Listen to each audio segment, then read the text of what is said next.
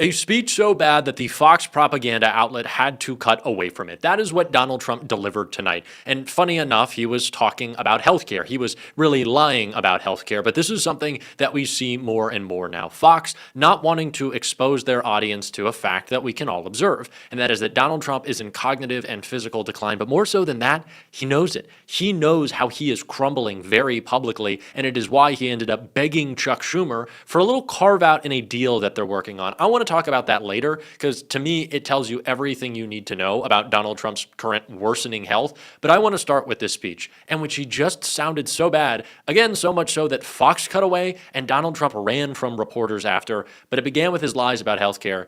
He just sounds ridiculous and stupid. Cases. For example, you will see dramatic reductions in the cost of popular weight loss drugs known as GLP-1s. GLP-1s.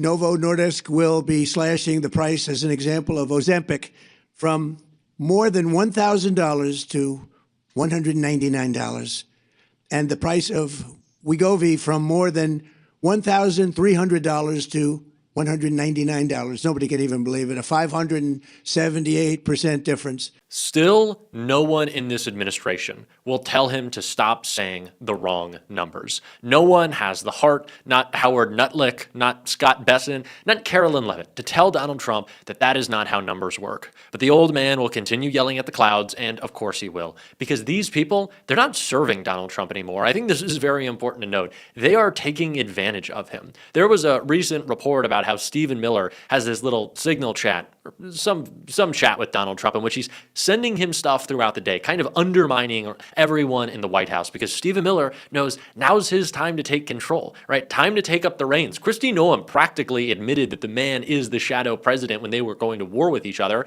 because everyone around Donald Trump recognizes that he just wants to post, eat hamburgers, watch Fox, I don't know, build monuments to himself, which we will cover more a little bit later in this video, and that they can push their separate agendas and enrich themselves wherever they want to. And of course, a lot of that happens with the playing of the market, which Donald Trump has allowed in his administration, especially as he ranted about tariffs before Fox cut him off, and then he ran away. Yeah, every industry is coming here.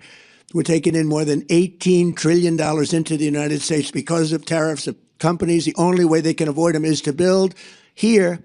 They avoid paying the tariff. Now, they've been doing that, countries, to us for 30 years. That's how we lost so much business. They were drying up our country. We were losing factories. We were losing jobs like nobody's ever seen for many, many years. And now it's all been reversed, and we've never had a period. This is the wealthiest our country has ever been. We have lost, in the past year, 75,000 manufacturing jobs. I don't know how many more you fell for at moments we are going to get for Republicans, but they only continue to seem to come. Like, Republican presidents lose jobs. They tank the economy. How many times do we have to do the cycle of abuse before people start to wake up? Trump certainly isn't. He just sounded so bad during the speech, so haggard and tired, and it's not often that he does these events, and I think this is important, in the White House. I'm surprised Donald Trump didn't find some crowd to talk to. He would love to say, oh, I cut the healthcare cost by 5 billion illionth percent, something stupid like that to a bunch of cheering morons who Donald Trump kicked off their healthcare. But why isn't he? Why isn't he out in public? Well, it's because he's tired and he's run down, and even Fox knows it, and it's why they don't want their audience to see. I see autocompletes. When I click on this, I have a beautiful reaction to Trump RX in a moment, but we now have Fox News alerts. Even Fox is cutting away from these speeches. Fox does not want their audience to know that this is what Donald Trump is now. A haggard old man yelling at clouds, making up numbers, whether they be about tariffs or healthcare. But it's not just Fox. Donald Trump's own handlers do not want him speaking more than he has to. And that's why, right after he wrapped up, he was out of there as quickly as his cankles can take him. Listen to the reporters shouting at Donald Trump. I appreciate it. Thank you. Thank you very much.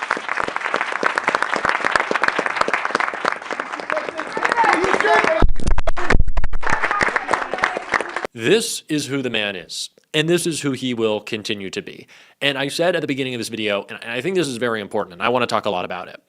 what Donald Trump is focused on and how Chuck Schumer is involved with that. This is a Chuck Schumer story that he has the opportunity to do the right thing on. I don't know if it's going to come. But if you want to know the state of Donald Trump cognitively, physically, just his health in general, this tells you every single thing you need to know. The Twitter account Fact Post writes, Donald Trump reportedly wants to rename Dulles Airport and New York's Penn Station after himself. He asked for Senator Chuck Schumer's support, offering to release the Gateway Infrastructure Project's funding in exchange. So Donald Trump is currently holding funding hostage in exchange for having his name on Dulles Airport and Penn Station. Donald Trump is dying. Donald Trump is dying. Not in a way that we all are, right? It is an inevitable end. It's okay. It happens to the best of us. But he is right now. Like, he is confronting it. He started this morning talking about how he doesn't think he's going to get into heaven and how he keeps saying that and how the news keeps reporting it. And he doesn't like it because it's a joke and they say it seriously. First of all, it is serious. Heaven's not happening. Heaven's not happening for Donald Trump. I can tell you that much. Even he knows. But he's confronted it. He is confronting his own mortality in real time. Why do you think he put his name on the Kennedy Center? Hell, why do you think the Kennedy Center closed? Because Donald Trump wants to see Trump Memorial. Remember, it was the John F. Kennedy and Donald Trump Memorial, which I really like Trump Memorial. I don't like memorializing Trump, but I do like Memorial. That's pretty nice, right? I can't wait till that day. But why do you think he did that? Because he wanted to see how it looked. Why do you think he wants the big arch? He wants to set his legacy right now. It's the same thing with a ballroom. He's going to name it after himself. He's going to put a plaque. He thinks that's the history that's going to be taught. It's very interesting that a man who doesn't read history nor understands history thinks that he gets to shape it. And why wouldn't he? Donald Trump has spent his entire term attacking and undermining and erasing American history, whether it be his impeachments in the Smithsonian that he had them take away, black history across the country that Donald Trump wants to cover up and hide. And I actually want to talk about that a little bit. But Donald Trump thinks that he can set his legacy now. It's just not the case. It's not going to happen. Your legacy, largely, is already written. January 6th, assaults on our democracy, the worst president in American history.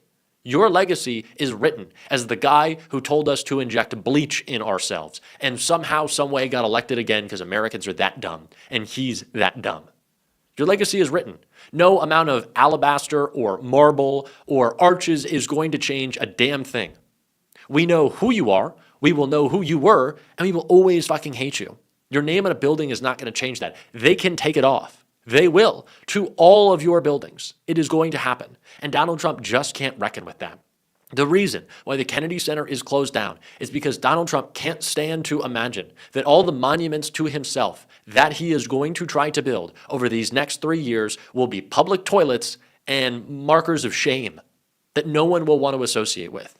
People, and I'm talking about the podcast bros right now, who endorsed Donald Trump, who supported Donald Trump, who stuck their neck out for Donald Trump, are already walking it back. I didn't know any better. I couldn't have imagined this. Nobody saw this coming. There will be days where people who are in MAGA pretend they weren't in MAGA.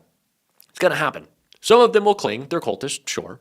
But as I think it was Trevor Noah who said, I've never been able to meet someone who supported apartheid, right? After these events happen, no one wants to say it was them, right? No, everyone wants to be on the right side of history. Donald Trump is not, and there's nothing he can do to change that. And that is what he is reckoning with right now. So when you watch a haggard Donald Trump, so ugly and gross that even Fox can't play him, just realize he is thinking the same thing. I cannot be seen like this. I want to change it, but he can't. And he won't.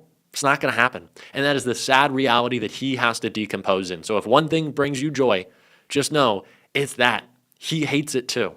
Now, I brought up earlier the point about black history, the assault that we've seen on black history, and it started immediately in this administration. And a lot of people, rightfully so, said, of course, Donald Trump hates black people. Donald Trump hates people of color. He does not want their stories told. Remember when it was the Enola Gay? And they deleted that because the word gay was just Control F delete. And they just took it. No more. We're not going to teach that. Fucking idiots. I think it's important to recognize the broader reason why.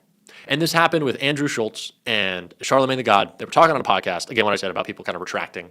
And Andrew Schultz, trying to defend himself, said, I never could have imagined seeing this happen. People shot in the street.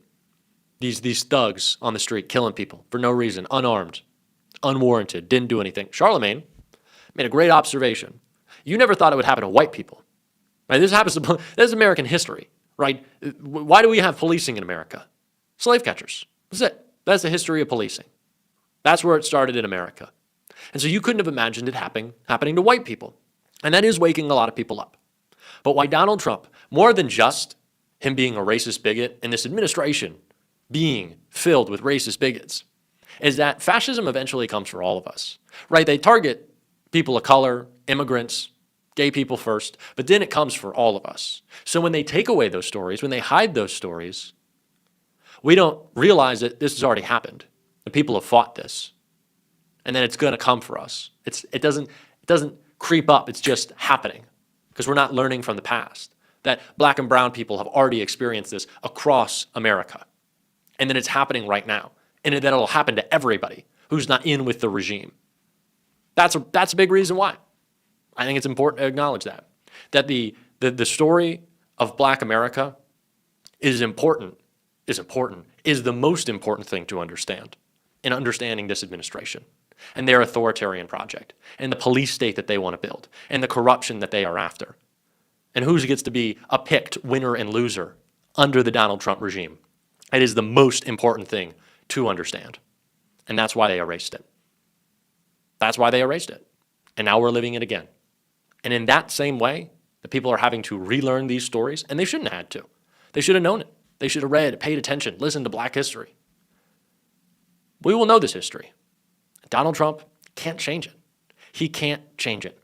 That is the thing eating him alive right now, that he can't change it, that we all know where this is going, and he can't change it. The man who can't read will have a library that no one goes to, and some will. There's going to be some cultists, but not the praise that he wants, not the big crowds, not the most views. It's not going to happen. He loves the numbers. He loves the love and adoration. It's trickling away. And there's no amount of self-preservation that he can physically create to make himself feel better about it. Because his destiny has already been dictated, and he fucking hates that. He hates it. And that is why it is our job to make clear what happened, and not allow the system that allowed for Donald Trump to perpetrate itself again. Maybe this time we should learn from history.